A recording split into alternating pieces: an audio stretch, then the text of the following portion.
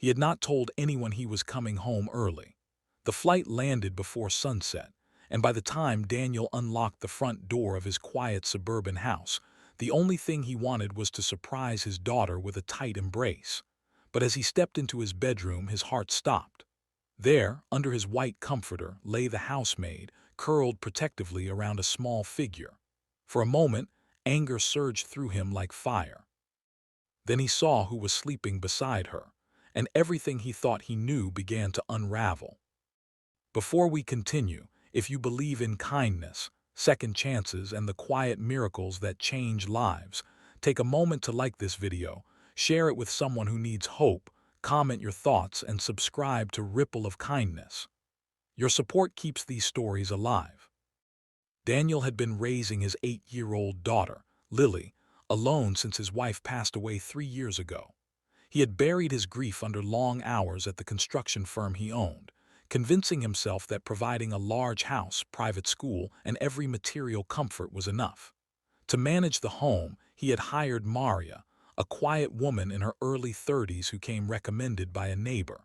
She worked diligently, spoke softly, and never overstepped. Daniel barely noticed her presence most days, except to leave instructions on the kitchen counter before rushing off to work. But that night, standing frozen at the edge of his bed, Daniel noticed everything. The bedside lamp cast a warm glow over the scene. Maria was still in her simple cotton uniform, her dark hair loosely tied back, exhaustion etched across her face. One arm wrapped protectively around Lily, who lay pale and flushed, her small hand clutching Maria's shirt. A damp cloth rested on Lily's forehead. A thermometer and a glass of water sat on the nightstand. Daniel's anger dissolved into confusion. Why was his daughter in his bed? Why was Maria here with her? As if sensing his presence, Maria stirred. Her eyes widened in fear when she saw him. She quickly sat up, careful not to wake Lily, and the panic in her expression was not guilt. It was worry. She explained in a trembling voice that Lily had developed a high fever that afternoon. She had tried calling Daniel repeatedly, but his phone had been off during meetings and the flight. The fever climbed so quickly that Lily became delirious, crying for her father and refusing to sleep alone. Maria had called the family doctor, followed his instructions, and stayed by Lily's side for hours, sponging her forehead and whispering soothing words until the little girl finally drifted off. When Lily begged not to be left alone, Maria brought her to the master bedroom because it felt safer, more familiar to her when she missed her dad. Daniel looked down at his daughter again.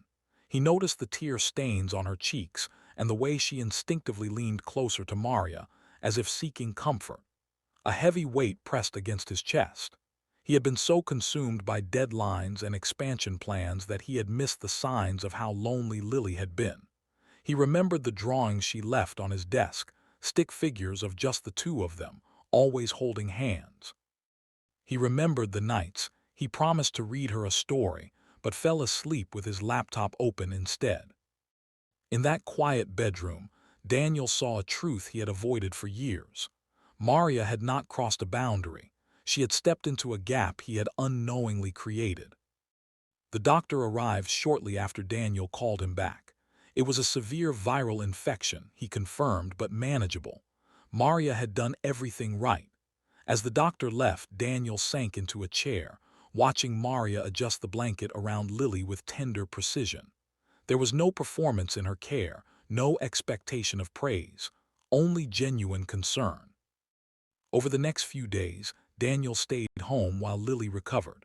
For the first time in years, he canceled meetings without guilt. He sat beside his daughter, fed her soup, and listened as she spoke about school, about how Maria helped her with homework, how they baked cookies together on Fridays, how Maria told her stories from her childhood in a small village far away. Daniel realized there were entire chapters of his daughter's life he had not read.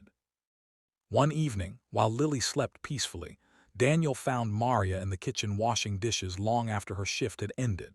He noticed the faint bruise on her wrist and the worn edges of her shoes. When he gently asked about her life, she hesitated, then shared that she was supporting her own young son who lived with her mother in another town. Her husband had left years ago, and she worked double shifts to afford school fees. She had never mentioned any of this, fearing it would seem unprofessional.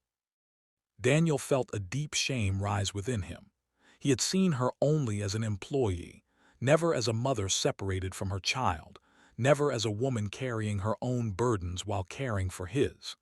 In Maria's quiet strength, he saw a reflection of his own struggle, and the difference was that she never let her pain make her distant. Something shifted in Daniel that week. He began coming home earlier. He attended Lily's school presentation and saw her scan the audience anxiously until her eyes found him. The way her face lit up pierced his heart more sharply than any reprimand could. He started cooking simple dinners with her, laughing clumsily as they burned pancakes and made a mess. The house, once silent and pristine, filled with warmth and noise. Daniel also made a decision that shocked everyone around him. He offered to adjust Maria's schedule and salary so she could bring her son to live in the city and enroll him in a nearby school. He arranged a small apartment for them close to his home,